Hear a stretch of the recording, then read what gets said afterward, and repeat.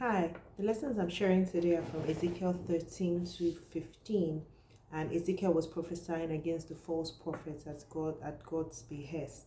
And this made me think about the whole concept of false prophecy.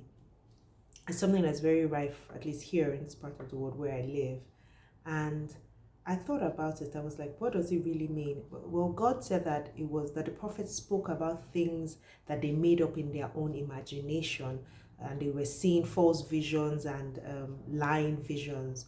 So, whether what I wondered were the prophets really, making up these things, or were they faking the visions, or perhaps maybe there was this devil pushing the visions into their mind and they were speaking, of what they felt like they saw. It just made me wonder, and the whole prophecy against them made me also think about being careful not to say the things that I feel, because I feel them, and perhaps maybe they could have been misconstrued for, oh, and God said. I mean, people do that all the time, but yeah, here it just made me feel very, made me decide to be more cautious about that. And I guess everyone should really be cautious about false prophecies in these times, especially. Now, these prophets were guilty of speaking things into existence, or the things that they wanted, as long as they attached God's name to it, and they felt like it was attaching God's name to it was forcing God's hand to make him comply. But yeah, that didn't quite work out for them.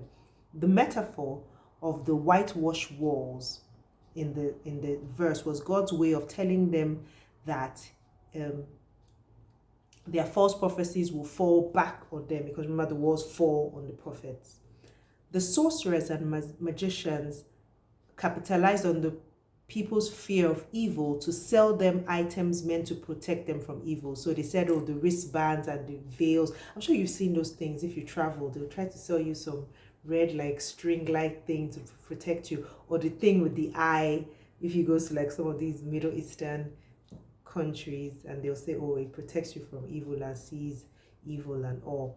And the obviously, that's talk about compounding evil with evil, because they're giving you something evil to ward off evil, and they promise protection to the people who were destined for destruction and death.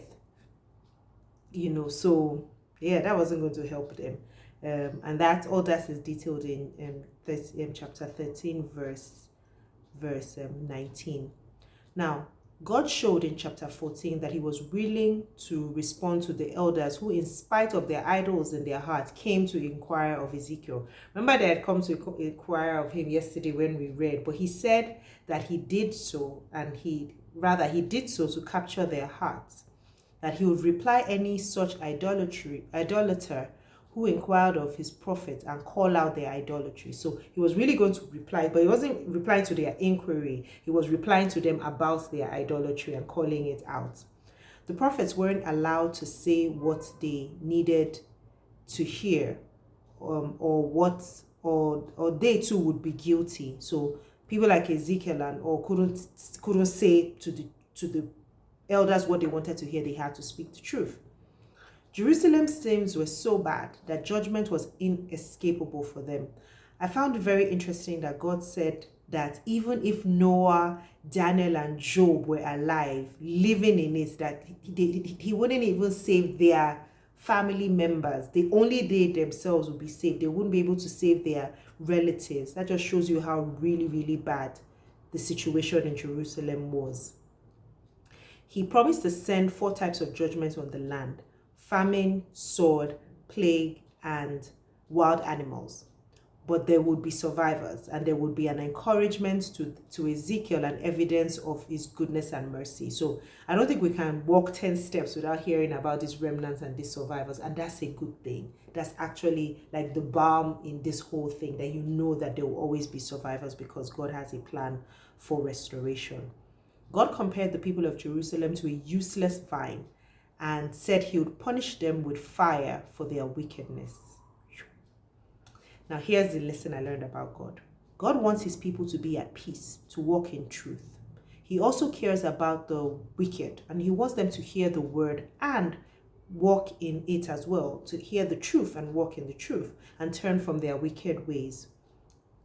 And so he has a personal punishment planned for those who discourage and dishearten his people, as detailed in chapter 13, verse 22, especially those false prophets. So for anyone who's practicing false prophecy, there's a special punishment for you. My main takeaway from this is that false prophecy isn't something that should be taken lightly, shouldn't be given or taken lightly, because for whatever reason, if you're giving false prophecies or taking false prophecies, they really do have far-reaching consequences. I hope you've learned something good today, just like I have. And that's it. Tomorrow we'll continue, and I'll be sharing lessons from chapters 16 and 17 of Ezekiel. And I look forward to seeing you here. Have a wonderful day. God bless you.